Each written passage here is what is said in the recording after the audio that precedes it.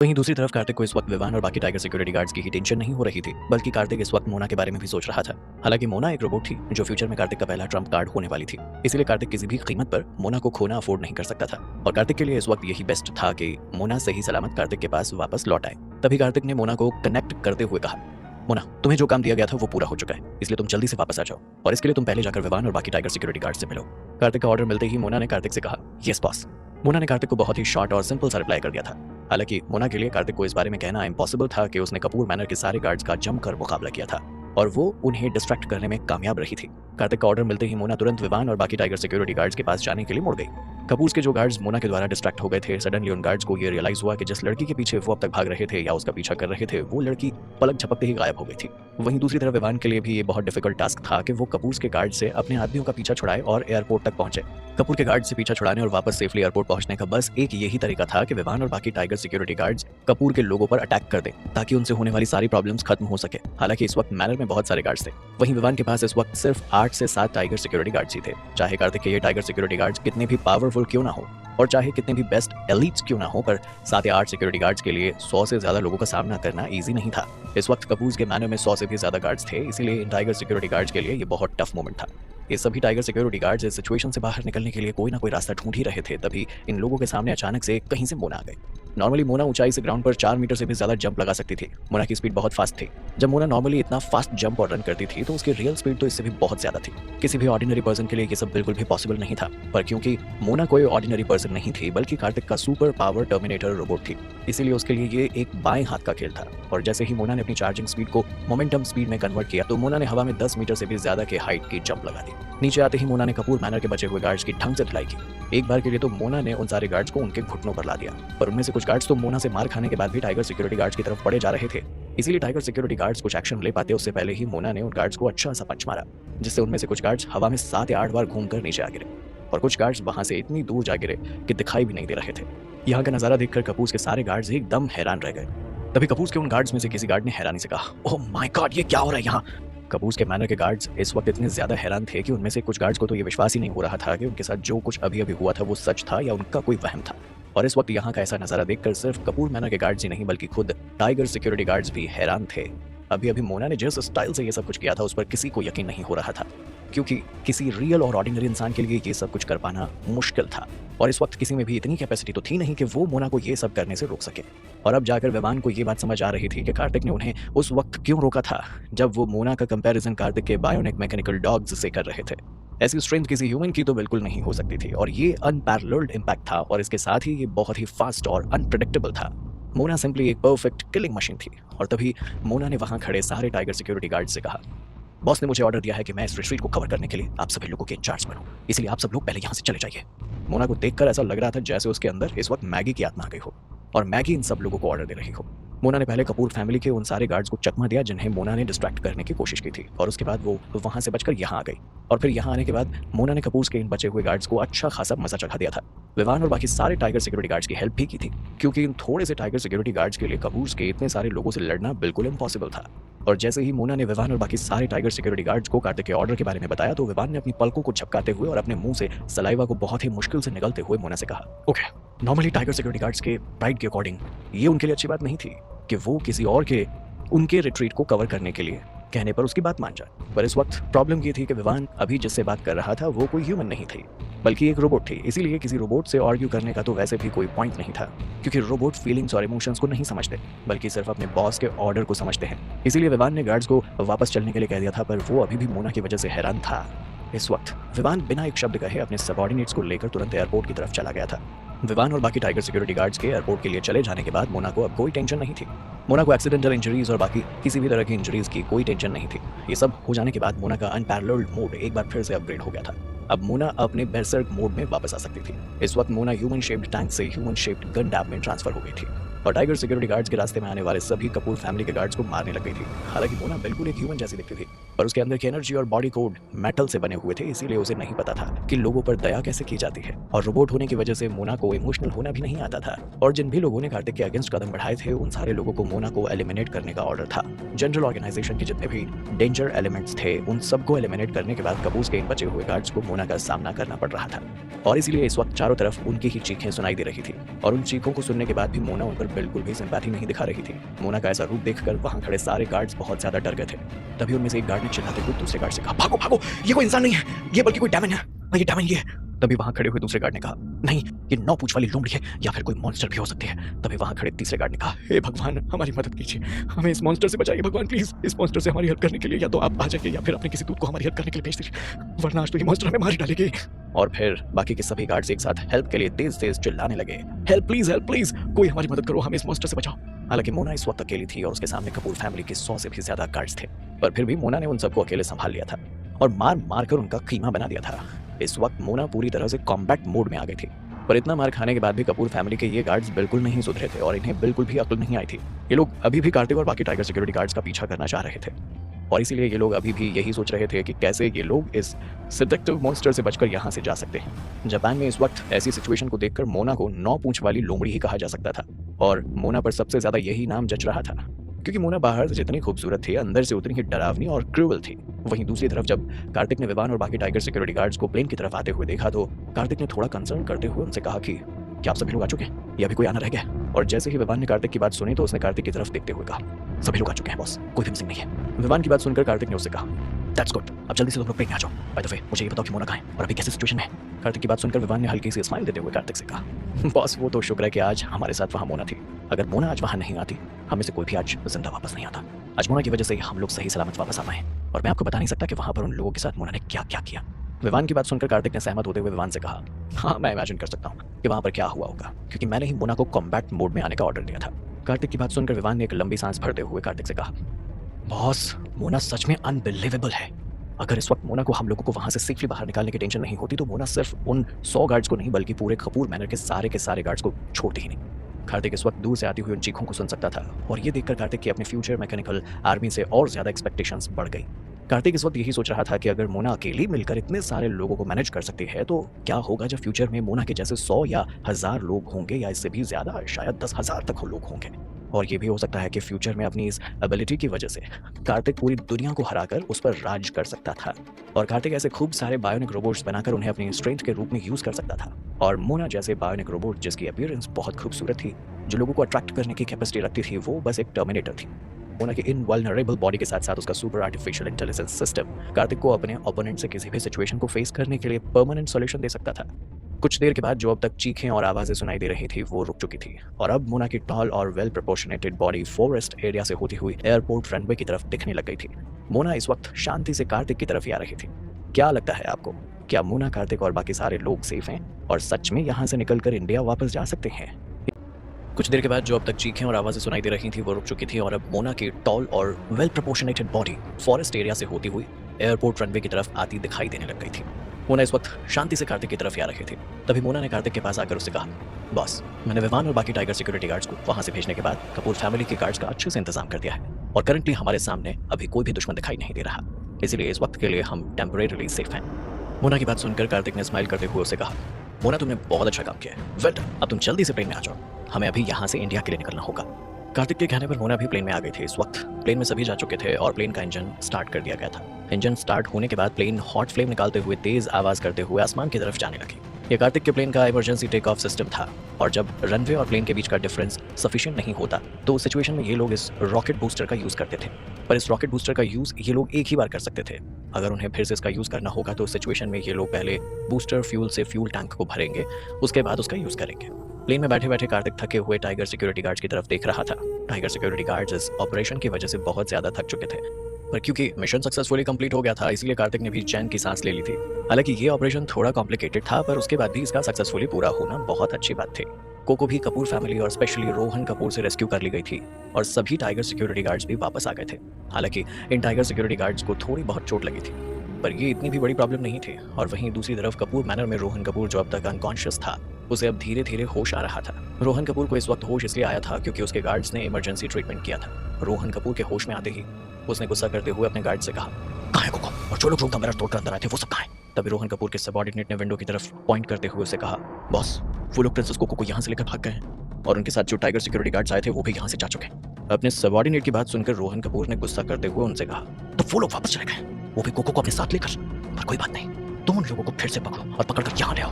मैं भी तो देखूं किसमें इतने गट्स और हिम्मत है कि वो कोको को कपूर मैनर से लेकर चला गया। एक बार बस वो लोग मेरे हाथ लग जाएं, उसके बाद मैं उनमें से किसी को नहीं छोड़ूंगा। अपने बॉस की बात सुनकर उन सबऑर्डिनेट्स में से एक ने अपने बॉस से कहा, यस बॉस, हम वही करेंगे जो हमारे बॉस हमसे करने को कहेंगे। कपूर मैनर के सारे गार्ड्स बहुत डरे इनसे, इसीलिए वो लोग उनसे बचकर ज्यादा दूर नहीं जा सके होंगे।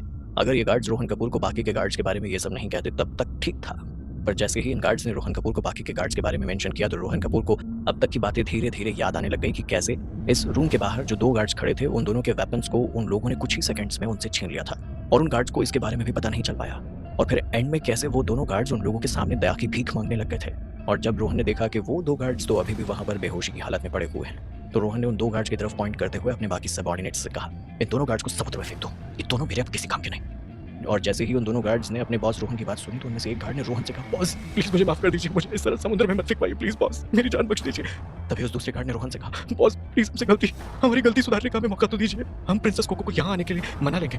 उनमें से एक सबऑर्डिनेट ने रोहन को थोड़े डिफरेंट एक्सप्रेशन के साथ मनाने की कोशिश करते हुए कहा, बॉस यही सही टाइम है, हमें इन लोगों को यूज ले लेना चाहिए। बॉस मुझे लगता है कि हमें इन दोनों गार्ड्स को वहां पर भेजना चाहिए, देखते हैं ये लोग वहां पर जाकर क्या रोल प्ले करते हैं। अपने सबऑर्डिनेट की बात सुनकर रोहन ने थोड़ा कड़क आवाज में उसे कहा, ठीक है तुम लोग जा सकते हो, पर याद रहे अगर तुम दोनों कोको को यहाँ वापस नहीं लाए तो मैं तुम दोनों को नहीं छोड़ूंगा और तुम दोनों को मेरे हाथों से मरने से कोई नहीं बचा पाएगा, इसलिए जल्दी से अपने काम में लग जाओ। रोहन की बात सुनकर दोनों गार्ड्स ने तुरंत रिस्पॉन्ड करते हुए हाँ में अपना सिर हिला दिया। पर जैसे ही ये दोनों गार्ड्स खड़े होकर बाहर की तरफ जाने लगे तभी इन दोनों गार्ड्स को बाहर से एक अजीब सी आवाज सुनाई देने लगी। जो गार्ड्स इस वक्त बाहर थे वो बेहोशी की हालत में भी बस चिल्लाए ही जा रहे थे, मॉन्स्टर मॉन्स्टर। नहीं वो तो 9 पूंछ वाली लोमड़ी थी, हाँ वो 9 पूंछ वाली लोमड़ी ही थी। प्लीज प्लीज मुझे जाने दो, मुझे छोड़ दो, प्लीज मुझे छोड़ दो, कोई तो मुझे बताओ प्लीज, मुझे यहाँ अकेला मत छोड़ो, वो मुझे मार डालेगी। इस अंधेरी रात में इस वक्त कपूर का ये मैनर इस तरह की आवाज से ही गूंज रहा था। मैनर के बाहर जो भी गार्ड्स थे वो बस बार बार यही सब दोहराए जा रहे थे। उन्हें देखकर ऐसा लग रहा था जैसे उन लोगों ने कोई हॉरर मूवी देख ली हो और इसीलिए वो ऐसा रिएक्ट कर रहे थे। और इन लोगों की आवाजें सुनकर बाकी सबके कान खड़े हो गए थे कि क्योंकि उनकी आवाज आसपास में इसीलिए सुनी जा सकती थी। उन आवाजों को सुनकर उनमें से एक गार्ड ने उस रूम के विंडो से नीचे की तरफ झांक कर देखा।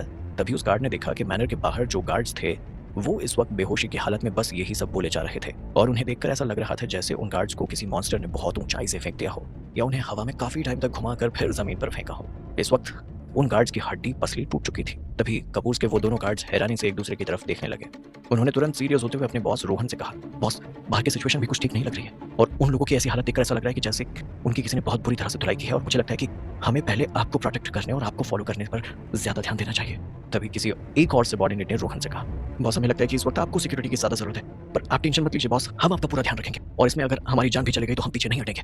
और जैसे ही रोहन कपूर ने अपने सबऑर्डिनेट की बात सुनी तो उसका सिर फटने को हो गया और उसने चिल्लाते हुए उन गार्ड्स से कहा, मैंने तुम्हें जो काम करने को कहा है पहले वो काम करो, अगर तुम दोनों कोको को यहाँ पर नहीं ला पाए तुम्हें मेरे हाथों से कोई नहीं बचा पाएगा, समझे तुम? अब जाओ जाकर कोको को वापस लेकर आओ।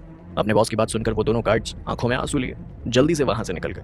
और जैसे ही वो दोनों गार्ड्स उस रूम से निकलकर मैनर के मेन हॉल में आए तो उन दोनों गार्ड्स ने देखा कि मेन हॉल में न जाने कितने ही गार्ड्स बस रोए जा रहे थे। मेन हॉल में इस वक्त जितने भी गार्ड्स थे उन सब की मोना ने बहुत अच्छे से धुलाई कर दी थी, इसीलिए वो गार्ड्स अभी भी बस दर्द से कराह रहे थे और उन लोगों को देख ऐसा लग रहा था जैसे उन लोगों ने सच में किसी मॉन्स्टर को देख लिया हो और अगर वो लोग उससे बचने के लिए थोड़ा सा भी धीरे भागते तो वो मॉन्स्टर उन्हें खा गया होता और उनकी तो अब तक जान चली गई होती। ये सब देखकर उन दोनों गार्ड्स ने हैरानी से एक दूसरे की तरफ फिर से देखा और भागकर जल्दी से मैनर के पीछे के दरवाजे से बाहर आ गए। इस वक्त ये दोनों गार्ड्स भी इतना ज्यादा डर गए थे कि ये लोग बस कपूर के मैनर से भाग जाना चाहते थे और वापस कभी यहाँ लौट कर नहीं आना चाहते थे। ये दोनों गार्ड्स अब यही सोच रहे थे कि उन लोगों का यहाँ पर रहना बहुत ज्यादा डेंजरस हो सकता है, इसलिए उन्हें यहाँ से वापस अपने गाँव चले जाना चाहिए। अपने गाँव जाकर कम से कम ये लोग सुकून की जिंदगी तो जिएंगे और उन्हें इतना ज्यादा टॉर्चर भी नहीं किया जाएगा। वहीं रोहन कपूर उन दोनों गार्ड्स को फॉलो करते करते बाहर तक आ गया था, पर बाहर आकर जब रोहन कपूर ने ये देखा कि उसके मैनर के सभी गार्ड्स पूरी तरह से हार मान चुके थे तो ये देखकर रोहन कपूर गुस्से से आग बबूला हो गया और तभी उसने गुस्से से चिल्लाते हुए और उन्हें कोसते हुए कुछ कहा, तुम सब कचरा हो और किसी काम के नहीं। क्या तुम लोगों में अभी भी वॉरियर जैसी स्पिरिट बची है? तुम लोग कपूर फैमिली के गार्ड्स होने के लायक नहीं। तुम लोगों को शर्म आनी चाहिए अपने आप पर। इतने सारे लोगों करके तुम लोग इतने से लोगों को कुछ नहीं बिगाड़ पाए। अपने बॉस की बात सुनकर उनमें से एक गार्ड ने तेज रोते हुए वो अपने बॉस से कहा, बॉस ऐसा नहीं था कि हम लोगों ने अपना बेस्ट नहीं किया, पर हमारे सामने कोई इंसान नहीं बल्कि मॉन्स्टर था, इसीलिए हम चाहकर भी कुछ नहीं कर पाए और हम लोगों की ऐसी हालत हो गई। उस गार्ड की बात सुनकर रोहन ने उससे कहा कि तुम क्या नॉनसेंस वाली बातें किए जा रहे हो। इस वक्त कार्तिक का प्लेन मैगी, कोको और बाकी टाइगर सिक्योरिटी गार्ड्स को लेकर टेक ऑफ कर चुका था। वहीं रोहन कपूर जो जापान देश का कंट्रोलर होने के साथ साथ वहां का एक बहुत बड़ा टाइकून भी था, उसे नेचुरली उस प्लेन के मॉडल के बारे में पता चल गया था और ये इसलिए हुआ क्योंकि ये एक high and custom made model था और ये मॉडल पूरे वर्ल्ड में सिर्फ एक ही इंसान के पास था। प्लेन के मॉडल को देखते ही रोहन कपूर को ये बात समझ में आ गई थी कि आज रात यहाँ पर जो कुछ भी हुआ था वो सब कार्तिक की वजह से ही हुआ था। रोहन कपूर ये बात जान गया था कि सिर्फ कार्तिक ही कोको को बचाने के लिए इंडिया से जापान की दूरी तय करके आया था और रोहन कपूर इस बात के लिए इतना ज्यादा श्योर इसीलिए था क्योंकि उसने इससे पहले भी कार्तिक के बारे में इन्वेस्टिगेट किया था और उसकी इन्फॉर्मेशन निकाली थी। तब जाकर रोहन कपूर को ये बात पता चली थी कि ये प्लेन कार्तिक का था। इस वक्त ये प्लेन इस पूरे वर्ल्ड में एक अकेला था और इस जैसा कोई दूसरा प्लेन किसी के पास नहीं था, इसीलिए इस बारे में इजीली पता लगाया जा सकता था। तभी रोहन कपूर ने चिल्लाते हुए कहा, इस बार भी ये सब कार्तिक नहीं किया। मेरा दिमाग फटा जा रहा है। ये कार्तिक आखिर चाहता क्या है मुझसे? उसकी हिम्मत कैसे हुई शादी के एक रात पहले मेरी फियांसे कोको को यहाँ से भगा कर ले जाने की? इससे पहले भी वो एक बार कोको को यहाँ से भगा कर ले गया था। वो सच में बहुत ज्यादा एरोगेंट है। अपने बॉस की बात सुनकर उनमें से एक सबऑर्डिनेट ने उससे कहा, बॉस, वो लोग अपना प्लेन लेकर यहाँ से चले गए। हम लोगों को आगे क्या करना चाहिए? क्या लगता है आपको, अब क्या करेगा रोहन कपूर? तभी रोहन कपूर ने चिल्लाते हुए कहा, इस बार भी ये कार्तिक नहीं किया है। दिमाग फट रहा है मेरा। ये कार्तिक आखिर चाहता क्या है मुझसे? उसकी हिम्मत कैसे हुई शादी से एक रात पहले मेरी फियांसे कोको को यहाँ से भगा कर लेके जाने की? अपने बॉस की बात सुनकर उनमें से एक सबऑर्डिनेट ने उससे कहा, बॉस, वो लोग अपना प्लेन लेकर यहाँ से चले गए। अब हम लोगों को क्या करना चाहिए? अपने सबऑर्डिनेट की बात सुनकर रोहन कपूर ने चिल्लाते हुए उससे कहा, मुझे कुछ नहीं पता। कुछ भी करो पर यहाँ से बाहर जाने से रोको उन्हें। डिफेंस टीम को कॉल करो और उनसे कहो कि वो फाइटर जेट यूज करके उनके प्लेन को बाहर जाने से रोके। चाहे डिफेंस टीम जो भी मेथड यूज करे, अच्छा या बुरा, मुझे उससे कोई मतलब नहीं। किसी भी हाल में मुझे यहाँ कार्तिक चाहिए। कार्तिक जापान कंट्री से बचकर बाहर नहीं जाना चाहिए। कार्तिक को मेरे सामने लाओ, जिंदा या फिर मुर्दा, इससे मुझे कोई फर्क नहीं पड़ता, समझे तुम?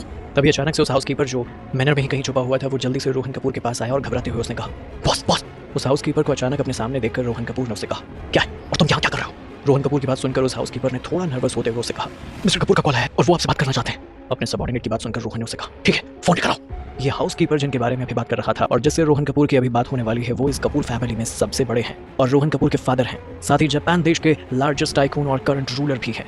रोहन कपूर ने इम्पेशेंटली उस हाउसकीपर से फोन लेते हुए अपने फादर से कहा, यस डैड, आपने मुझे कॉल किया, कुछ काम था। कोको को कार्तिक यहाँ से फिर से भगा कर ले गया, इसलिए मेरे पास अभी किसी भी मैटर को डील करने का टाइम नहीं है। रोहन की बात सुनकर उसके फादर ने उससे कहा, हाँ, मुझे कोको के बारे में सब पता चल गया है और अभी मैंने तुम्हें कोको के बारे में बात करने के लिए कॉल किया है। अपने फादर की बात सुनकर रोहन ने उससे कहा, अच्छा ऐसा है, पर आपको इस बारे में मुझसे क्या बात करनी है डैड? वैसे अच्छा ही हुआ डैड, आपको कोको के बारे में सब कुछ पता चल गया।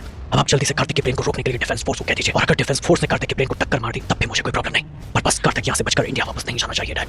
मैं वापस उस कार्तिक के हाथों नहीं हार सकता और किसी भी हाल में उसे हारना नहीं चाहता हूँ डैड। रोहन की बात सुनकर उसके फादर ने एक लंबी सांस भरते हुए उसे कहा, अगर तुम कार्तिक से हार भी जाओगे तब भी इससे कोई फर्क नहीं पड़ेगा, क्योंकि अगर तुम्हें फ्यूचर में अच्छी लाइफ जीनी है तो तुम्हारे लिए यही अच्छा है कि तुम कार्तिक से पंगा मत लो। तुम्हारी माँ और मैं काफी टाइम से जापान में रह रहे हैं और वो तो अच्छा है कि तुम मेरे खून हो, वरना अब तक तुम कब के मारे जाते। और अब तुम्हारे लिए यही अच्छा है कि तुम कोको को भूल जाओ। अपने फादर की बात सुनकर रोहन एकदम हैरान रह गया। उसे विश्वास नहीं हो रहा था कि उसके फादर उससे ये सब क्यों कह रहे हैं। तभी रोहन ने सरप्राइज होते हुए अपने फादर से कहा, डैड ये सब आप क्या कर रहे हैं? आप ठीक तो हैं? आप मुझे ऐसा कैसे कह सकते हैं? तभी रोहन के फादर ने उसे कहा, रोहन मेरे कहने का मतलब है कि प्रिंसेस कोको आज से तुम्हारी फियांसे नहीं है और अब वो मित्तल फैमिली के सक्सेसर कार्तिक मित्तल की दोस्त है, इसलिए तुम कोको को अपने पास रखने और उसे शादी करने की कोई भी क्वालिफिकेशन नहीं रखते। तुम्हारे लिए यही अच्छा होगा कि तुम प्रिंसेस कोको को भूल जाओ और कार्तिक से अपनी डिफीट एक्सेप्ट कर लो। जैसे ही रोहन ने अपने फादर की बात सुनी, उसने हैरान होते हुए उनसे कहा, कार्तिक कौन है और ये मित्तल फैमिली कौन है डैड, और आप इन लोगों से इतना क्यों डर रहे हैं? तभी रोहन के फादर ने उसे एक्सप्लेन करते हुए कहा, इन्हें कौन नहीं जानता। इस पूरे वर्ल्ड में सिर्फ हमारी कपूर फैमिली ही नहीं है, बल्कि कोई भी फैमिली या किसी में भी इतनी हिम्मत नहीं है कि वो मित्तल फैमिली के अगेंस्ट जा सके या उनकी कोई बात काट कर उनका अपमान कर सके। इस पूरे वर्ल्ड में सिर्फ एक ही मित्तल फैमिली है जिसे पूरी दुनिया जानती है। कार्तिक मित्तल उसी मित्तल फैमिली का बेटा है। जैसे ही रोहन ने फोन पर अपने फादर से ये बात सुनी तो वो एकदम दंग रह गया। रोहन कपूर कार्तिक के बारे में तो जानता था, पर उसे ये नहीं पता था कि वो मित्तल फैमिली का बेटा है और इतनी बड़ी फैमिली से बिलोंग करता है। तभी रोहन कपूर ने बहुत ही हैरानी से कहा, क्या आप सच कह रहे हैं डैड? मुझे तो यकीन नहीं हो रहा कि ऐसा कुछ भी हो सकता है। तभी रोहन के फादर ने उसे कहा, कोई बात नहीं रोहन, इन सब बातों को इतना ज्यादा सीरियस लेने की जरूरत नहीं है, पर आगे से ध्यान रखना कि तुम्हारी वजह से कार्तिक मित्तल को कोई भी प्रॉब्लम ना हो। और ये तो अच्छी बात है कि तुम कार्तिक मित्तल से हारे हो, ये तुम्हारे लिए ऑनर की बात होनी चाहिए, क्योंकि हर किसी को ये मौका नहीं मिलता। अब तुम भी इसे रिस्पेक्टफुली एक्सेप्ट कर लो। अपने फादर की बात सुनकर रोहन को अभी भी अपने कानों पर विश्वास नहीं हो रहा था, इसलिए उसने इस बात को फिर से कंफर्म करते हुए अपने फादर से कहा, डैड जो आपने अब तक कहा क्या वो सच है? रोहन की बात सुनकर उसके फादर ने उसे कहा, रोहन मैंने अब तक तुमसे जो कुछ भी कहा है वो बिल्कुल सच है, और मित्तल फैमिली ने मुझे अभी इन्फॉर्म किया है कि वो लोग चाहते हैं कि हम अभी के अभी प्रिंसेस कोको के एंगेजमेंट पर गिव अप करते हैं। तभी रोहन ने अपने फादर से कहा, नहीं डैड, हम इतने इजीली कैसे कॉम्प्रोमाइज कर सकते हैं? हम उनकी बात कैसे मान सकते हैं डैड? रोहन की बात सुनकर उसके फादर ने उसे समझाते हुए कहा, रोहन अगर तुम्हें मित्तल फैमिली पर गुस्सा आ रहा है या तुम अपना गुस्सा उन पर निकालना चाहते हो तो उसका अंजाम भी तुम्हें भुगतना पड़ेगा। और हमारी कपूर फैमिली में इतनी हिम्मत नहीं है कि हम मित्तल फैमिली के अगेंस्ट जा सकें या उनकी बात को ना मानकर उनका अपमान करें, इसलिए हम सब के लिए यही बेहतर होगा कि हम इसे एक्सेप्ट कर लें। पर डैड, रोहन कुछ कह पाता उससे पहले उसके फादर ने कहा, अब यहाँ पर आगे कहने के लिए कुछ नहीं बचा है, हम भी आगे वही करेंगे जो मित्तल फैमिली ने हमसे करने के लिए कहा है, इसलिए अब जल्दी से कल की वेडिंग को कैंसिल करो और उसके बाद तुम्हें ये प्रेस कॉन्फ्रेंस रखनी होगी जिससे तुम मीडिया के सामने अनाउंस करोगे कि तुम प्रिंसेस कोको से एंगेजमेंट नहीं कर रहे हो।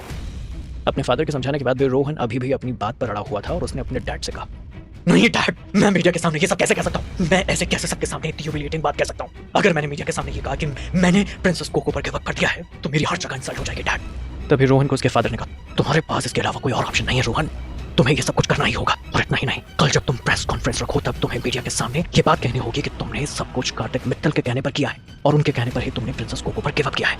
और इतना कहने के बाद मिस्टर कपूर ने फोन रख दिया। वहीं दूसरी तरफ इस वक्त आधी से भी ज्यादा रात बीत चुकी थी और कोको को बचाने के इस रेस्क्यू मिशन की वजह से सभी टाइगर सिक्योरिटी गार्ड्स बहुत ज्यादा थक चुके थे और थकने की वजह से वो सारे प्लेन में ही सो गए थे। हालांकि कार्तिक को इतना ज्यादा थकावट महसूस नहीं हो रही थी। इस वक्त कार्तिक मैगी के साथ कोको के रूम में था। क्योंकि कोको को पाँव में चोट लगी थी, इसीलिए कार्तिक कोको के पाँव दबा रहा था और उसकी चोट पर ड्रेसिंग कर रहा था। और इन सब में मैगी भी कार्तिक की हेल्प कर रही थी। कोको के पाँव में ये चोट इसलिए लगी थी क्योंकि कपूर मैनर से जल्दबाजी में निकलने की वजह से कोको अपने शूज भी नहीं पहन पाई थी और नंगे पाँव ही मैनर से भागते हुए एयरपोर्ट पर कार्तिक के प्लेन में आई थी। और इस बीच उन्हें जंगल से होकर भी गुजरना पड़ा था और वहाँ जमीन पर बहुत सारे कांच के टुकड़े और टूटे हुए पत्थर और कांटे थे जिनकी वजह से कोको के पैर में काफी ज्यादा घाव हो गए थे और वो जगह जगह से कट गए थे। पर वो तो अच्छा हुआ कि कोको के पाँव में जो घाव थे वो इतने ज्यादा गहरे नहीं थे और अगर वो थोड़े दिन रेस्ट भी कर लेगी तो उसके पाँव पर जो भी घाव और निशान हैं वो पूरी तरह से ठीक हो जाएंगे। इस वक्त कोको का फेस पूरी तरह से रेड हो चुका था और जब कोको ने देखा कि कार्तिक उसकी इतनी ज्यादा केयर कर रहा है और उसकी चोट पर मेडिसिन लगा रहा है तो वो ये देखकर मन ही मन बहुत खुश हो रही थी। तभी कोको ने थोड़ा शर्माते हुए कार्तिक से कहा, कार्तिक आपको ये सब करने की जरूरत नहीं है, सच में मैं ये सब खुद से कर लूंगी। तभी मैगी ने कार्तिक से कहा, बॉस आप ये रहने दीजिए, मैं ये काम कर दूंगी, आप आज थक गए होंगे इसलिए आप प्लीज थोड़ी देर रेस्ट कर लीजिए। इन दोनों की बात सुनकर कार्तिक ने थोड़ा हेल्पलेस होते हुए कहा, मैं तो प्लेन में ही रहकर आप लोगों का वेट कर रहा था, यहाँ तक कि मैं प्लेन से हिला भी नहीं, इसके बाद भी तुम्हें लगता है कि मुझे रेस्ट करने की जरूरत है। कार्तिक की बात सुनकर मैगी ने कार्तिक से आगे कुछ नहीं कहा क्योंकि मैगी जानती थी कि कार्तिक का नेचर बहुत ही स्ट्रेट फॉरवर्ड था और उसे जो भी कहना होता था वो सबके सामने डायरेक्टली कह देता था। वहीं कोको का नेचर इन सब में थोड़ा वीक था और वो खुलकर सबके सामने अपनी बातें नहीं रख पाती थी और अगर कार्तिक पर्सनली उसे मेडिसिन नहीं भी लगाते तो कोको खुद से कभी इसके बारे में कार्तिक से नहीं कहती। थोड़ी देर इसी तरह शांत रहने के बाद कोको ने थोड़ा टेंशन में कार्तिक से कहा, कार्तिक आपको मुझे पर्सनली वहाँ पिक करने के लिए नहीं आना चाहिए था और मैं ये बात बिल्कुल एक्सेप्ट नहीं कर पा रही हूँ। आपको वहाँ आने की ज़रूरत क्या थी?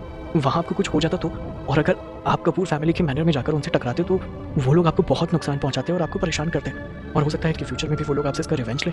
कोको की बात सुनकर कार्तिक ने हल्की सी स्माइल करते हुए कोको से कहा, इट्स फाइन कोको, तुम्हें उस बारे में ज़्यादा सोचकर टेंशन लेने की ज़रूरत नहीं है और आगे भी ऐसा कुछ नहीं होगा। और मैंने तुमसे पहले ही इस बारे में कह दिया था कि कपूर फैमिली मेरे लिए कोई मैटर नहीं करती और ना ही वो मेरा कुछ बिगाड़ सकती है।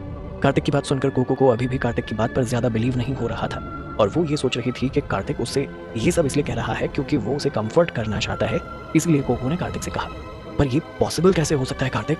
कपूर फैमिली जापान की सबसे बिगेस्ट टाइकून फैमिली है। कोको की बात सुनकर कार्तिक ने कोको से कहा, सो व्हाट? अगर कपूर फैमिली जापान की सबसे बड़ी टाइकून फैमिली है तो भी क्या? प्लीज कोको मुझे अब इन सब के बारे में प्रोवोक मत करो। अगर उन कपूर्स ने मेरी बात नहीं मानी तो मैं उन कपूर्स को और उनके नाम को दुनिया से डिसअपीयर कर दूंगा। क्या लगता है आपको, क्या कोको की बात से कार्तिक नाराज हो जाएगा? और क्या रोहन कपूर कोको पर गिव अप करने की बात मीडिया के सामने एक्सेप्ट करेगा? कोको की बात सुनकर कार्तिक ने कोको से कहा, सो व्हाट? अगर कपूर फैमिली जापान की सबसे बड़ी टाइकून फैमिली है तो भी क्या? प्लीज कोको मुझे अब इन सब के लिए प्रोवोक मत करो। अगर उन कपूर्स ने मेरी बात नहीं मानी तो मैं उन कपूर्स को और उनके नाम को दुनिया से ही डिसअपीयर कर दूंगा। कार्तिक की बात सुनकर कोको ने धीरे से कार्तिक से कहा, कार्तिक आपको मुझे इस तरह से कंफर्ट करने की कोई जरूरत नहीं है और अगर रोहन कपूर और उसकी फैमिली आपको फिर से परेशान करती है या फिर आपके लिए प्रॉब्लम क्रिएट करती है तो आप प्लीज मुझे वापस उन कपूर्स को सौंप दीजिएगा। कोको की बात सुनकर कार्तिक ने गुस्सा करते हुए कोको से कहा, ये तुम कैसी बात कर रही हो कोको, और तुम ऐसा कह भी कैसे सकती हो? क्या मैं यहाँ से इतनी दूर जापान इसलिए गया था कि मैं तुम्हें पहले उन कपूर से सेव करूं, उसके बाद मैं तुम्हें उनको सौंप दूं? क्या मैं पागल हूं जो ऐसा करूंगा? कार्तिक की बात सुनकर कोको ने तुरंत कार्तिक को क्लियर करते हुए कहा, नहीं नहीं कार्तिक, मेरे कहने का मतलब वो नहीं था, आप मुझे गलत समझ रहे हैं। तब के साइड में ही मेडिसिन लेकर खड़ी हुई थी। उसने कोको से कहा, कोको शायद तुम्हें अभी बॉस की रियल आइडेंटिटी के बारे में नहीं पता है, इसलिए तुम ये सब बातें कर रही हो। मैगी की बात सुनकर कोको एकदम से दंग रह गई और उसने हैरानी से मैगी से कहा, कार्तिक की ट्रू आइडेंटिटी? तभी मैगी ने कार्तिक की तरफ देखते हुए उसके हाँ कह देने पर कोको से कहा, बॉस मित्तल फैमिली के वारिस कार्तिक मित्तल हैं और इस दुनिया में ऐसा कुछ भी नहीं जो बॉस चाहें और हासिल ना कर सके। किसी में भी इतनी हिम्मत नहीं कि वो बॉस को रोक सके और उनकी किसी भी बात को मानने से मना कर सके। मैगी की बात सुनकर कोको तो कुछ देर के लिए हैरान रह गई और उसने मैगी से कहा, मित्तल फैमिली वारिस? हालांकि कोको को कभी भी कार्तिक के सामने प्रिंसेस के जैसे ट्रीट नहीं किया गया था, पर कोको अभी भी जापान की प्रिंसेस थी जो वर्ल्ड के कुलीन लोगों में से एक थी।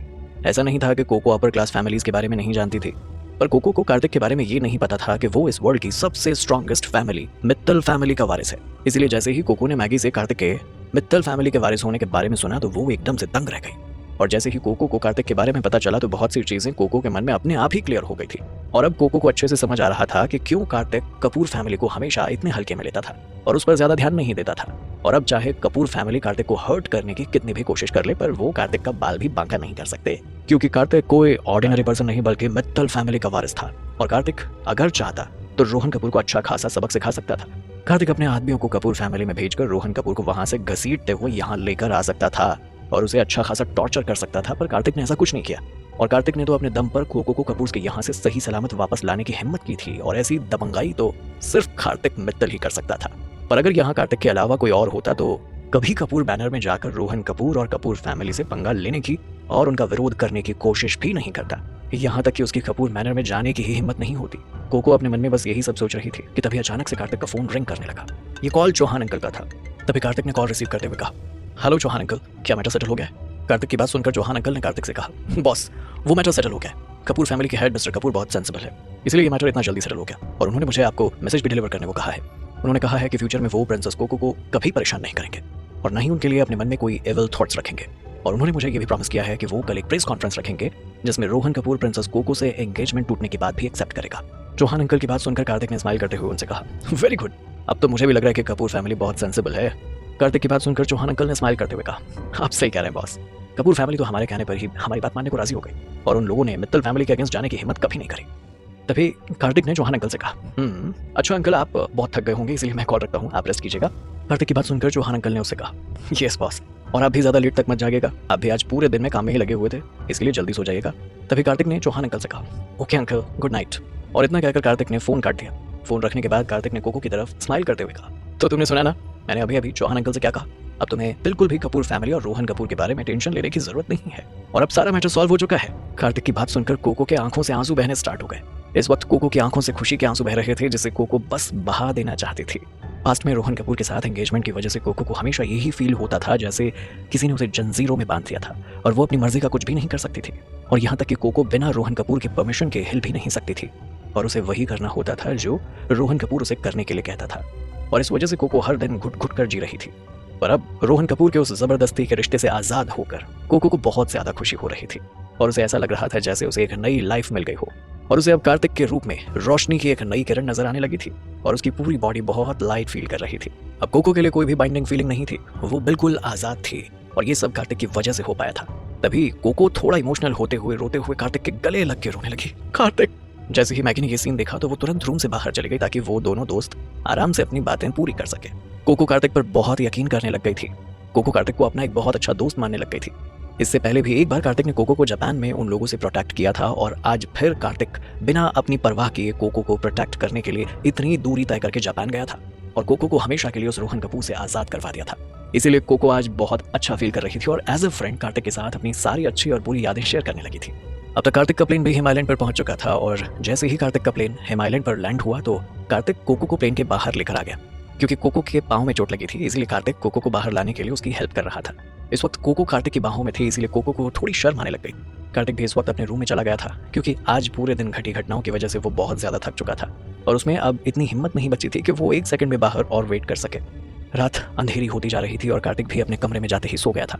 रेस्ट करने के बाद कहीं जाकर कार्तिक के पूरे दिन की थकावट उतरी, पर जापान से जल्दी आने की वजह से कार्तिक ने वो सब मिस कर दिया था जो अगले दिन रोहन कपूर की फैमिली करने वाली थी। वहीं दूसरी तरफ जापान में कपूर फैमिली जो आज प्रिंसेस कोको और रोहन कपूर की शादी के सपने देख रही थी, उनके लिए वो आज बस एक सपना ही बनकर रह गया था। और क्योंकि मिस्टर कपूर ने कार्तिक को प्रॉमिस कर दिया था कि रोहन कपूर पूरी मीडिया के सामने प्रिंसेस कोको को गिव अप करने के बाद एक्सेप्ट करेगा, इसीलिए यहाँ पर आज मीडिया बुलाई गई थी। आज कपूर मैनर बहुत सारे गेस्ट और मीडिया रिपोर्टर्स से भरा पड़ा था। कपूर मैनर में इस वक्त जितने भी गेस्ट थे वो सब जापान की बहुत रिच फैमिली से बिलोंग करते थे, और यहाँ पर इस वक्त सिर्फ जापान से ही गेस्ट नहीं आए हुए थे बल्कि दूसरी कंट्रीज से भी गेस्ट आए हुए थे। हालांकि इस वक्त सारे लोग बहुत ज्यादा हैरान थे, और कपूर मैनर अभी भी लास्ट नाइट जैसा ही था, और यहाँ पर अभी भी सब कुछ बिखरा हुआ था और अस्त व्यस्त था। और कपूर मैनर को देखकर ऐसा बिल्कुल भी नहीं लग रहा था कि जैसे यहाँ पर कोई वेडिंग सेरेमनी होने वाली थी। कपूर फैमिली का रुतबा और जापान में उसकी पावर को कंसीडर करते हुए किसी ने भी सोचा नहीं था कि यहाँ पर ऐसा कुछ भी होने वाला था। किसी को भी कुछ समझ नहीं आ रहा था यहाँ पर आखिर हो क्या रहा था, और कोई भी ये समझ नहीं पा रहा था कि आखिर रोहन कपूर यहाँ पर क्या करने जा रहा है। सभी लोगों के मन में बहुत सारे डाउट्स थे और वो सभी उन्हीं में उलझे हुए थे। वैसे तो यंग जनरेशन के लोग अपनी शादी के लिए स्पेशल और डिफरेंट आइडियाज यूज करते हैं ताकि उनकी शादी यादगार बन सके, पर रोहन कपूर के लिए ऐसा कुछ भी सीन अपनी वेडिंग सेरेमनी के लिए क्रिएट करना बिल्कुल इम्पॉसिबल था। जैसे जैसे टाइम बीतता जा रहा था वैसे वैसे कपूर मैनर में लोग और भी ज्यादा बढ़ते जा रहे थे, और यहाँ पर बिल्कुल शादी जैसा माहौल क्रिएट हो गया था। सभी को यही लग रहा था कि आज रोहन कपूर की शादी प्रिंसेस कोको से होने वाली है, और वहीं कपूर मैनर के सारे सर्वेंट्स बहुत ज्यादा डरे हुए थे। पर ऐसी सिचुएशन देखकर सारे लोग अपने मन ही मन बुदबुदाने लगे थे। सभी लोगों के मन में यही चल रहा था कि क्या यहाँ पर कुछ बुरा हुआ है? अगर ऐसा नहीं है तो कपूर मैनर की हालत ऐसी क्यों हो रखी है? और कुछ टाइम के लिए सारे लोग एक सर्कल बनाकर बस इसी बारे में डिस्कस कर रहे थे कि यहाँ पर आखिर हुआ क्या था। तभी थोड़ी ही देर के बाद यहाँ पर एक और इंसिडेंट हो गया।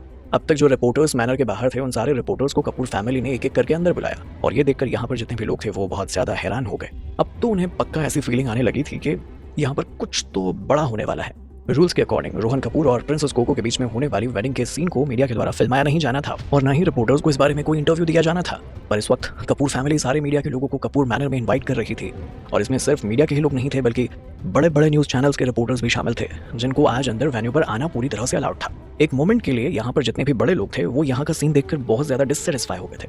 वो सारे सुपीरियर लोग थे, हालांकि वो खुद भी चाहते थे कि ऐसे किसी ओकेजन पर वो लोग इसी तरह मीडिया को बुलाकर अपनी वेडिंग सेरेमनी को कवर करवाए, पर रूल्स के अकॉर्डिंग वो ऐसा नहीं कर सकते थे। इतनी सारी मीडिया को कपूर मैनर में देखकर उनमें से किसी एक गेस्ट ने दूसरे से कहा, कपूर फैमिली शायद रूल्स नहीं जानती है, इसलिए उसने आज यहाँ मीडिया बुलाई है और ये सच में बहुत ज्यादा रूड है। कपूर फैमिली हमें यहाँ बुलाकर मीडिया को यहाँ कैसे बुला सकती है? क्या वो अब हमारा कंपैरिजन मीडिया के लोगों के बराबर करने लग गए? क्या लगता है आपको? इतनी सारी मीडिया को कपूर मैनर में देखकर वहां के लोग ग्रुप बनाकर आपस में बातें करने लग गए। कपूर फैमिली शायद रूल्स नहीं जानती है, इसीलिए उसने आज यहाँ मीडिया बुलाई है। ये सच में बहुत ज्यादा रूड है। कपूर फैमिली हमें बुलाकर मीडिया को यहाँ कैसे बुला सकती है? क्या वो हमारा कंपैरिजन उन मीडिया वाले लोगों के बराबर करने लग गए हैं? Ridiculous, this is ridiculous. मुझे तो लगता है कि कपूर फैमिली की नजरों में हमारी कोई इज्जत ही नहीं, तभी तो उन्होंने हमें इन्विटेशन देने के साथ साथ इन लो लेवल के मीडिया रिपोर्टर्स को भी यहाँ बुला लिया है। तुम ठीक कह रहे हो। और जस्ट बिकॉज ये लोग जापान देश के कंट्रोलर के साथ साथ जापान में एक बहुत अच्छा ओहदा रखते हैं और बहुत रिच है, तो क्या इसलिए ये कुछ भी कर सकते हैं? कपूर फैमिली सच में बहुत ज्यादा एरोगेंट है। इन्हें हमारी इस तरह से इंसल्ट करने का राइट किसने दिया? एवरीवन, मुझे लगता है कि हमें यहाँ से वापस चले जाना चाहिए। इस तरह के रिडिकुलस वेडिंग को अटेंड करने का वैसे भी कोई फायदा नहीं। इस वक्त कपूर मैनर में मीडिया को इनवाइट करने की वजह से सारे लोग डिससेटिस्फाई हो गए थे और अपनी अपनी नाराजगी दिखाने लगे थे, पर अभी भी कपूर फैमिली में से किसी ने भी इन लोगों को कोई एक्सप्लेनेशन नहीं दिया था। मैनर के गार्डन साइड में जहां पर आज रोहन कपूर और प्रिंसेस कोको की वेडिंग सेरेमनी होनी थी, वहां पर खूब सारी चेयर्स रखी जा रही थी। इस वक्त उस सीन को देखकर ऐसा लग रहा था जैसे वहां पर कोई वेडिंग सेरेमनी नहीं बल्कि कोई प्रेस कॉन्फ्रेंस रखी जा रही थी। गेस्ट जो कपूर फैमिली से नाराज होकर यहाँ से जाने वाले थे वो सब ये देखकर यहीं पर रुक गए। इस वक्त सभी गेस्ट बस यही जानना चाह रहे थे कि आखिर कपूर फैमिली यहाँ करने क्या वाली है। मैनर में अंदर आने के बाद रिपोर्टर्स को भी बैठने के लिए जगह मिल गई थी। वो सभी गार्डन साइड में आकर अपने अपने चेयर्स पर बैठ गए थे और जब कपूर फैमिली के सारे लोग मीडिया और बाकी सारे गेस्ट के सामने आए तो उन्हें देखकर सब लोग एकदम दंग रह गए। कपूर फैमिली के हेड मिस्टर कपूर और रोहन कपूर ने इस वक्त बहुत ही अजीब सी ड्रेस पहन रखी थी, इसलिए जैसे ही सारे लोगों की नजर उनकी ड्रेस पर गई तो वो अपनी नजरें उनसे हटा नहीं पाए। नॉर्मली कपूर फैमिली के लिए एक्सपेंसिव ड्रेस पहनना बहुत ही नॉर्मल बात थी, पर आज तो वैसे भी कपूर मैनर में बहुत बड़ा फंक्शन होने वाला था तो एक्सपेंसिव ड्रेसेस पहनना तो बनता ही था। पर आज ये लोग कोई भी एक्सपेंसिव ड्रेस नहीं बल्कि एक सूट और एक ग्रीन हैट पहन कर आए थे और किसी को भी ये समझ नहीं आ रहा था कि मिस्टर कपूर और रोहन कपूर आज ऐसी ड्रेस क्यों पहने हुए हैं। इस वक्त रोहन कपूर ने जो ग्रीन हैट पहन रखी थी वो वेलवेट की थी और ये बहुत ही ज्यादा गहरा ग्रीन कलर था, इसीलिए सभी लोगों की अटेंशन उनकी ड्रेस पर जा रही थी। और जब कोई गेस्ट इतनी बड़ी फैमिली के वेडिंग सेरेमनी के फंक्शन में जाए और उसे सडनली इस तरह का अटायर दिखाई दे तो उनका कंफ्यूज होना तो बनता ही था। इसीलिए इस वक्त यहाँ जितने भी गेस्ट थे वो सभी मिस्टर कपूर और रोहन कपूर को इस तरह की ड्रेस में देखने के बाद बहुत ज्यादा कंफ्यूज हो गए। यहाँ तक कि बहुत सारे लोगों को तो उन्हें इस तरह देखकर अंदर ही अंदर दुख हो रहा था। मैनर में इस वक्त जो लोग थे वो आपस में बातें करने लग गए। ये किस तरह की ड्रेस पहनी है मिस्टर कपूर और रोहन कपूर ने? रोहन कपूर ने ये ग्रीन कलर की हैट क्यों पहनी है? यहाँ जापान के बड़े और रिच लोगों में ऐसा कोई नया ट्रेंड आ गया है कि वो अपनी वेडिंग सेरेमनी के दिन इस तरह का ग्रीन हैट और ऐसी ड्रेस पहनते हैं? क्या जापान में होने वाले दूल्हे को शादी से पहले ग्रीन हैट पहनना जरूरी है? ये मुझे तो लगता है कि जरूर ऐसा कुछ है, तभी इन लोगों ने ये सब पहना है। जापान एक स्पेशल कंट्री है काफी, मैं सच में इसे बहुत एडमायर करता हूँ। वैसे रोहन कपूर पर ये ग्रीन हैट काफी सूट कर रही है। रोहन कपूर की वेडिंग सेरेमनी में इस वक्त दूसरी कंट्रीज के लोग भी आए हुए थे और जब वो लोग जापान देश में आए थे तो वो लोग भी यहाँ आकर जापान देश के कस्टम्स को फॉलो करना चाहते थे और यहाँ तक कि बहुत से लोगों ने जापान के कस्टम्स के अकॉर्डिंग ड्रेसेस भी पहनी थी। उनमें से बहुत से लोग जापान देश की थोड़ी बहुत लैंग्वेज भी जानते थे। इस वक्त सारे लोग बहुत ही अजीब से एक्सप्रेशन दे रहे थे और उन लोगों को रोहन कपूर को देखकर बहुत ज्यादा हंसी आ रही थी। हालांकि वो लोग हंसना तो चाहते थे पर जितना ज्यादा हो सकता था उतना ज्यादा इन लोगों ने अपने आप को ना हंसने के लिए कंट्रोल कर रखा था। इस वक्त सिर्फ यहाँ पर जो गेस्ट थे वो ही सरप्राइज नहीं थे बल्कि जो मीडिया रिपोर्टर्स आए थे उन्होंने भी जैसे ही रोहन कपूर को इस तरह से देखा तो वो लोग बहुत ही हैरान हो गए और हैरानी में आपस में बातें करने लगे। इतने बड़े आदमी रोहन कपूर ने ग्रीन हैट क्यों पहन रखी है? ये पर ऐसा कैसे हो सकता है? और तो और ये बहुत रिच भी है। फिर भी अब मैं समझा, रिच होने के बाद भी रोहन कपूर ग्रीन हैट पहनने की अपनी फेट से नहीं बच पाए। जापान देश सच में बर्बाद है क्योंकि ये अपने भाग्य से नहीं बच पाया। जब किस्मत ने रोहन कपूर जितने रिच आदमी को नहीं छोड़ा तो आम आदमी की मजाल क्या है। सभी लोग आपस में बातें किए जा रहे थे, वहीं रोहन कपूर चुपचाप उन लोगों के सामने खड़ा था। भले ही रोहन कपूर इस वक्त एकदम चुप खड़ा हो पर उसे देखकर ऐसा लग रहा था जैसे मन ही मन वो इन सब चीजों से बहुत ज्यादा इंसल्ट फील कर रहा था, पर वो चाहकर भी कुछ नहीं कर पा रहा था। ये सब करने के बाद तो रोहन कपूर को मन ही मन ऐसा फील हो रहा था जैसे अब उसे आगे जीने का कोई राइट नहीं है और इतनी इंसल्ट होने के बाद तो अब जीकर भी क्या ही करेगा। अब इस पूरी दुनिया में ऐसा कोई नहीं था जिसे ये पता ना हो कि रोहन कपूर ने ग्रीन हैट पहन ली है। इसलिए रोहन कपूर बस यही सोचकर दुखी हो रहा था कि वो अब कैसे इस दुनिया का सामना करेगा और लोगों को अपना मुंह दिखाएगा। क्योंकि जापान में ग्रीन हैट पहनने का मतलब किसी चीज पर गिव अप कर देना और अपनी हार मान लेना था। इस वक्त रोहन कपूर इस प्रेस कॉन्फ्रेंस को छोड़कर चले जाना चाहता था, पर वो चाहकर भी नहीं जा सकता था, क्योंकि वो जानता था कि अगर वो ये प्रेस कॉन्फ्रेंस बीच में ही छोड़कर चला गया तो कार्तिक मित्तल और मित्तल फैमिली उसे जिंदा नहीं छोड़ेगी। और इसीलिए रोहन कपूर यहाँ पर रहकर मीडिया के सामने बस अपना तमाशा बनता हुआ देख सकता था। और अगर कार्तिक ने उसे ये सब करने के लिए फोर्स नहीं किया होता तो रोहन कपूर अब तक तो पूरे कपूर मैनर को अपनी उंगली पर उठा लेता और इन सब लोगों को अच्छा खासा सबक सिखा देता। इस वक्त कपूर मैनर में चारों तरफ शोर ही शोर हो रहा था। तभी रोहन कपूर के एक सबऑर्डिनेट ने माइक में कहा, एवरीवन प्लीज, आप सब लोग शांत हो जाइए। बॉस ने आज एक प्रेस कॉन्फ्रेंस रखी है और वो आज आप सब लोगों के सामने कुछ कहने वाले हैं, इसीलिए प्लीज आप सब लोग शांत हो जाइए। जैसे ही रोहन कपूर के सबऑर्डिनेट ने माइक में ये बात कही तो सारे लोग एकदम शांत हो गए। इन लोगों को ये बताने के लिए कि आखिर कपूर मैनर में चल क्या रहा है, ये प्रेस कॉन्फ्रेंस रखी गई थी। चारों तरफ एकदम से शांति हो गई थी और यहाँ पर जितने भी लोग थे वो सब बहुत ही गौर से रोहन कपूर के बोलने का ही वेट कर रहे थे। ये सारे लोग अपने मन में बस यही सोच रहे थे कि जरूर यहाँ पर कुछ तो इंटरेस्टिंग और मसालेदार होने वाला है। बोलने से पहले रोहन कपूर कई बार अपने गले को साफ करने लगा और फाइनली उसने बोलने के लिए अपना मुंह खोल ही दिया। पर जैसे ही रोहन कपूर ने एम्बेरसमेंट में बोलना स्टार्ट किया, सभी गेस्ट और मीडिया के लोग एकदम से हैरान रह गए। रोहन कपूर ने कहा, मैं रोहन कपूर कपूर फैमिली को रिप्रेजेंट करता हूँ। मैं ये अनाउंस करता हूँ कि मैं प्रिंसेस कोको के साथ होने वाली एंगेजमेंट पर गिव अप कर रहा हूँ। अब मेरी और प्रिंसेस कोको की वेडिंग सेरेमनी नहीं हो रही है। जैसे ही वहाँ खड़े लोगों ने रोहन कपूर की बात सुनी, वो सब एकदम शॉक रह गए और अपने आप को एक दूसरे से इस बारे में बातें करने से नहीं रोक सके। इन लोगों ने ये कभी एक्सपेक्ट नहीं किया था कि इन लोगों को यहाँ पर इतनी बड़ी न्यूज़ सुनने को मिलेगी। और यहाँ पर जो रिपोर्टर्स थे वो तो ये न्यूज़ सुनने के बाद एकदम क्रेजी हो गए। उन सभी रिपोर्टर्स ने जल्दी से अपने अपने लैपटॉप